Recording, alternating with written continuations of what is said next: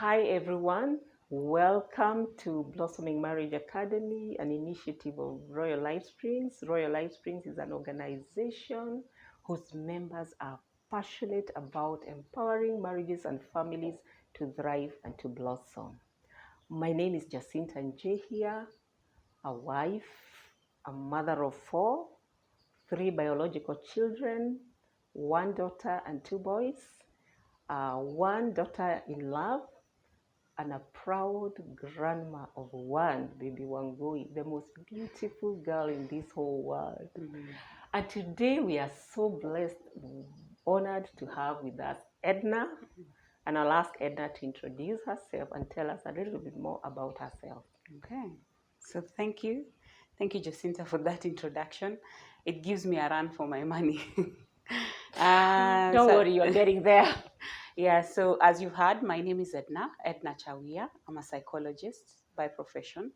I do a lot of work with young people, adolescents, and married people, couples, and even people who've gone through trauma and pain. I am also a wife, a mother, a daughter-in-law. Yes, and I am happy to have this great conversation about in-laws. It's an honor to be back, actually. Karibu sana. Asante. Good. Today we have yet another very important topic in relationship to marriage. The relationship between a daughter-in-law, a son-in-law with their father-in-law or their mother-in-law. I'm curious, when you hear mother-in-law, what comes to mind? In most cases, it's just the mother of the man. The mother of the man. Yeah. And yet there are two. And yet there are two. Yes. Yeah. Why is that? I think because of the many perceptions people have had about the mother of the man. Well, we've had people who've had very bad experiences with their mothers-in-law. And I know there are those who feel mothers-in-law are the enemy. Mothers-in-law never want good for their daughters-in-law. Mothers-in-law see their daughters-in-law as competition. Mothers-in-law are out to frustrate the daughters-in-law because the daughters-in-law rob their children from them. There's a competition. Yes. So there's this silent competition that has been going on for years between mothers-in-law and daughters-in-law. The only thing is, I'm not sure it's real for everyone, but very many people have experienced it. So when people go through an experience over and over again, they form an opinion about it. They stereotype. Exactly. I like that because just like individuals, I have also heard of people who have a fantastic relationship with their mothers-in-law. And so I'm thinking we have a lot of myths about this relationship. And we need to debunk them. So some of those myths are what you have mentioned. And what else do you think we think about our husbands' mothers that is not necessarily true? They don't want good for us. That's not necessarily true. Yes. They would always side with their sons. Not necessarily true. Among others, they see you as competition within that home. Not necessarily true. No. But those are all perceptions we have of mothers-in-law. Let me tell you something. I think what you have said is so true, that people's experiences, like if I have a bad relationship with my mother-in-law, I tend to think that every mother-in-law is like that. I want to say here, I am a mother-in-law. I think one of the greatest thing that is very liberating to know is that I will never ever take the place of my husband's mother. My mother-in-law will never ever take the place of my husband's wife. And so there really isn't any competition. So what do you think these two women that love the same person can do to even make it easier for the son and for the husband? Because I can imagine it's like tearing the son apart. Yeah. Here is my wife pulling me. Yeah. Here is my mother pulling me. What is it that they can do, these two women, to make that relationship? I'll start with something really basic in the name. Mother-in-law. For us, law is a very intimidating word. You know, it's true. That's who they are. And some people tried to change that mother-in-law so that it becomes more. So I think a part of the unconscious negative perception could just come from the term. That's right. Yeah, the mere fact that it's mother-in-law. Yes. That her law goes. And in most cases, you get sons having difficulty going against their mothers. But you also get women having difficulty going against their own mothers. That's right. Interestingly. That's right. But we don't think of it the same way. Yes. You know? Yeah. We are more subtle. We'll accept the things our mothers tell us subtly and use them within the family. But we can easily oppose when a mother-in-law tells a son and he brings it up in the family. But I think there's really no need for competition. No. I think one of the places you need to start is by understanding your role. Yes. As a wife. As a wife. Yes. And live alone as a wife. Yes. I'm the mother of my son. I cannot be his wife. No. I cannot be his sex partner. No. I cannot start a family with him. You see, ideally, I shouldn't. I know there are instances where people have done that, but ideally, that's odd. Or rather, it goes against societal expectations. Yes. Same way, I cannot mother my husband. No. That's the truth. Just like I'll be protective of my son, I can be accommodating of her love for her son. For her son. You're getting? Because I can't mother him. Yes. But I think sometimes we also get into relationships eager to mother our husbands. I want to tell you what to do and you do it. And that in itself displaces our position. Instead of becoming a wife, you're becoming his mother. Thank you. So one of the things is to allow yourself to be his wife. Exactly. And allow the mother to be the mother. Exactly. What is it that a mother can do to help this daughter-in-law? Because you see, you get married and you go to your husband. Ideally, that's what it's supposed to happen, especially for African families. So I leave my home and I come to my mother-in-law's home. What is it that I can do as a mother to make this girl welcome? I like what you said, that in-law. Is it possible for me to take her as my daughter, the way I treat my daughter? Is that possible? I think it is. Yeah. And it takes us back to a conversation we had a few weeks ago about intentionality. Yes. I think every family, we need a lot of intentionality. That's right. When your son brings home a woman to be his wife, realize that she's the stranger. Yes. In our African setup, she's the stranger. Yes. She's the one who sort of gets to leave her home to come into yours. It wouldn't hurt to get to know her. Yes. Find out who she is. What is she like? The truth is, you'll find strengths and weaknesses. That's right. Weaknesses that can be extremely unflattering. Even things that you couldn't stand, you never raised your children with. But accommodate the fact that another woman raised her, may not have raised her the way you would have raised her, or the way you raised yours, or the way you raised your own. But you have the privilege of holding her hand as she grows up. And you have the privilege of allowing her in so she allows you into your grandchildren's lives, so that you can be a part of your grandchildren's lives. Yes. And in the process, the values you feel she should have had, you can be able to teach actually her. be able to teach her. That's to right. teach your grandchildren. That's right. So if anything, daughters-in-law have the capacity to carry a family's legacy. That's further. Right. That's right. But only if, as a mother-in-law, you take the time to get to know her. Yes. She's the outsider. Yes. And your culture, your rituals, and whatever. This is the opportunity to be able to teach her. And a story is told of a mother-in-law who told her daughter-in-law to leave or something. And the daughter-in-law said, if I'm leaving, we are living together, because even you came. So I like what you have said, we are strangers. So maybe it is good to invite this stranger to teach her what is important for you, and also to learn and understand her. I am truly one person who believes that each individual, you can learn them, you can know them. And the more you endeavor to understand your mother-in-law, one thing I'd like to say to young girls like you today is that misconception that mothers-in-laws are bad is totally unfounded. They are individuals. Cultivate a relationship. I'm just again wondering whether there's some things that you have learned yourself as a daughter-in-law that have made that relationship richer, that you can share with the viewers. What have you learned on a personal level that can enrich another daughter-mother-in-law relationship? Okay.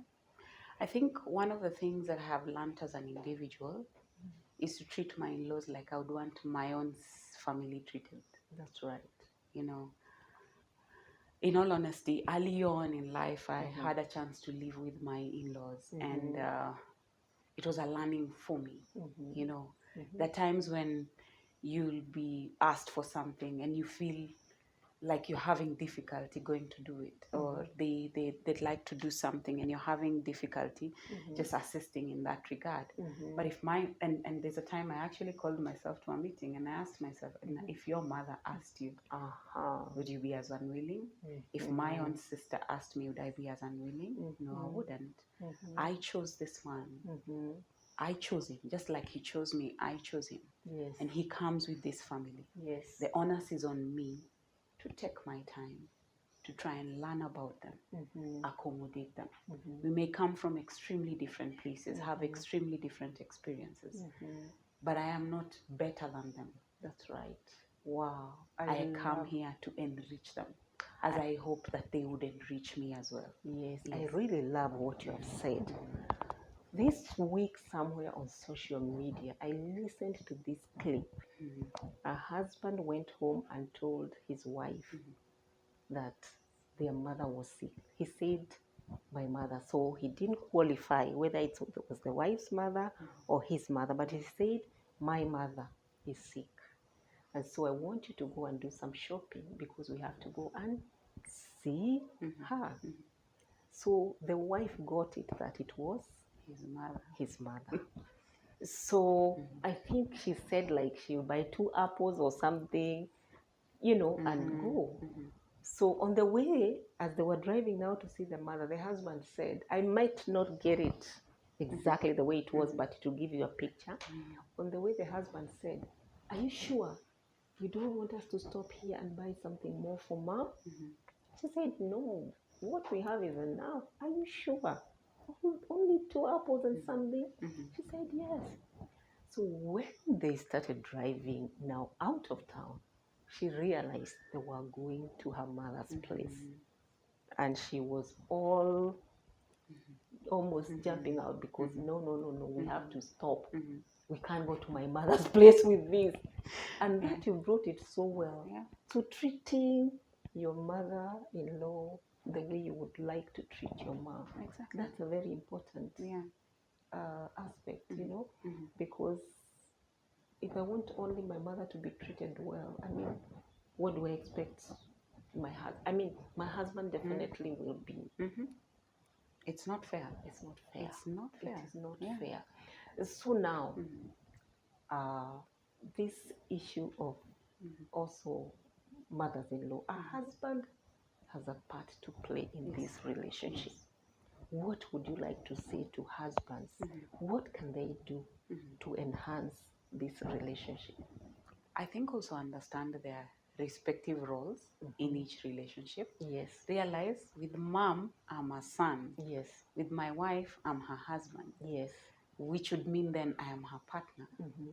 If you allowed your son or your wife to stand at the same level with you, your family will automatically have an easier time respecting her. That's right.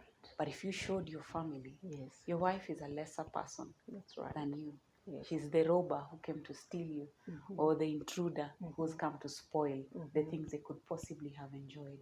You predispose her to a lot of stresses that you could as well prevent, and you actually have the power in your hand to do that. Yes. And because you're their family, they listen to you without judgment. Yes. If she was to assert herself to remind them, mimi ndio bibi yake, I am the wife, they don't listen to her. Because it's not her place to remind them she's a wife. That's right. It's your place to remind them, this is the woman of my choice, my partner in life. That's a very, very important point. Because if the husband covers and protects the wife, I like what a friend of mine told me, that when his sisters or brothers, his siblings come to visit, he tells them, this is my wife's home. Exactly. So you have to be subject to her authority. And that even enhances the relationship between his wife and the sisters and brothers, because now there's mutual respect. So that tells us there's a lot a husband can do to make this relationship better. Somebody would say, a viewer would say, listening, you don't know. My mother-in-law is impossible. Do you agree with that? I agree. Yes. It's possible. Someone might say that. Yes. But where did you start? Yes. And I honestly don't think, I say this as a counselor or Yes. even as a psychologist. No situation is impossible. That's right. Not if two people are willing to work through it. That's right. If you made the first step, you wear people out. You know, Yes. one act of kindness followed by another one, followed by another one, will wear even the hardest heart out. That's right. And over time, they may actually get to a place of acceptance.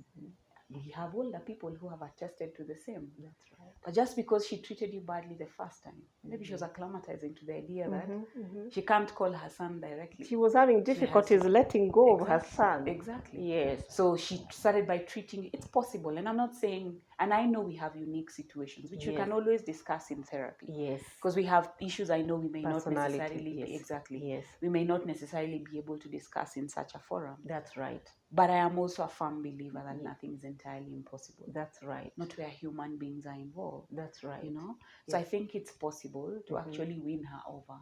It may need time, it may need patience, but it's quite possible. It's possible. Yes. I want to share maybe just briefly an experience that I had. And we had some kind of altercation with my mother-in-law once, and we decided to have a conversation. And it is amazing what happened during that conversation. She actually asked me, why didn't you talk to me about this before? Why have you been hurting without talking about it? And I also asked her of incidences where I may have been not so good to her. And I realized some of these difficulties are just because people are not communicating. People are not getting to know one another. People are not telling each other. Because it's okay to have boundaries. I mean, when I get married, it's important to have boundaries. I have heard of cases where a mother-in-law goes knocking into The bedroom. I mean, those things are truly, I need to speak out and say this is not acceptable. But I realized that communication really tackles a lot of things. That's true. Removes some barriers in this relationship. And it even reminds me of something. You know, they could also be treating you badly because of their own experience. Yes. They never healed. That's right. They never healed. They never dealt with it. That's right. And that's what was modeled for them. That's right. So they think this is how a daughter-in-law should be treated. Or sometimes they are going through stuff. They're going through stuff, yes, exactly. Yeah. So they're treating it that way. Yes. But not necessarily trying to hurt you, yes. but trying to cope with their own personal situations. Yes. So if you take time to actually communicate and have a conversation with them, you get enlightened and they get enlightened. That's right. You tell them where you're hurting. Unless, and I'm not saying there are no outliers. I know there are those who are outliers for one reason or the other. Yes. But I also know even for outliers, if you looked at them in context, you can explain their behavior. And with empathy. Yes. You can explain their behavior. That's right. Even the craziest outliers, you can actually explain their behavior. That's right. Within their respective contents. That is right. So you'd need to understand what is their context. Where are they coming from? Have you ever asked yourself, where is my mother-in-law coming from? She's constantly picking a fight with me. Where is she coming from? She's always told her son what to do. She no longer can tell her son what to do. It's an adjustment, He's huge 30 something. Yes. She's in her 70s or 80s. And now she can't tell him what to do. Or she can't call him to do errands for him. And she's been doing it for a very long time. But she needs to let go. That's true. And I think for daughters-in-law need to be gracious. Yes. To let her let go. Yes. Gradually. Exactly. And the mom also, don't rip off. It's like a tree and you want to rip off the branch. It can be painful because you are ripping off my son from me. And now, if you think about it, you're the ultimate beneficiary as a daughter-in-law. That's right. God giving you life, you get to be with this man longer because naturally, if she's older, naturally, Yes. the way life goes, at some Yes. point then Yes. she'll lose her life. Yes. So it would be prudent to actually maximize on your moments with her, because Yes. you will also not always have her there. That's right. Accommodate her for as long as you can. That's right. Because a time comes when she will not be there, and then what? That's right. Yeah. And I think that relationship is crucial because also I want my children to enjoy their grandmother. Now, being a grandmother, I really would like to enjoy my grandchildren. But if I'm not in good terms with my daughter-in-law, I doubt whether she'll allow me to, or she will allow the children to come and visit with me. So this is indeed a very important relationship, and there's a lot of myths out there. I love what you've just said, actually. Yeah. Just what, allowing you to enjoy your grandchildren. Yes. That is the impetus grandmothers should use to build a relationship with the daughters-in-law. That's right. Because if you want to be present in her children's lives, it would be good for her to have a home she can come to. That's right. When she's coming to you. That's right. It shouldn't be an enemy's camp when she's coming to you, where she needs to psychologically prepare herself for the 1 month or 2 months to come and sit with you for 2 days. That's right. You know, it should be home, ideally. Yeah. Wow, this is a very rich topic, one that is very close to the heart of Royal Life Springs. Reminded again, one of my friend's daughters was getting married, and the speaker in that forum said, you know what? You have always been on the other side, you were daughters-in-law. Now you are becoming mothers-in-law. So parting short, I'd like to say to every young wife out there, you hold your baby son and you love him. Imagine that love you have for that son is the same love that mother had, but that is not in any way to accommodate any mischief or mistreatment from a mother-in-law, but just to show you how that relationship is for a mother, so that you are more gracious. And also as a mother-in-law, my daughter will get a mother-in-law. How would I like my daughter to be treated where she goes? So these are some of the things that we can ponder on, even as we are young couples in marriage, in this kind of relationship. And, not to listen to people's experiences and think that is the norm. Cultivate a relationship with your mother-in-law or with your daughter-in-law. But husbands, you've had it also. You have a role to play. Let your wife feel welcome and comfortable in that home so that your people can respect her. Any parting shot as we wind up this today? I think when I think of in-laws, my parting shot would be give people room to grow. Give people. Wow, that is awesome. Yeah. Because we are growing all the time. Experiences shape us and we grow. Yeah. Wow, thank you so much, Edna. Thank you. For this and much more, Blossoming Marriage Academy, the other sessions are starting in June. More details coming. Is a place that you as young couples can grow together, can learn and have these teachings and very experiential learning together. So for now, Edna and I say bye-bye till next time. Okay.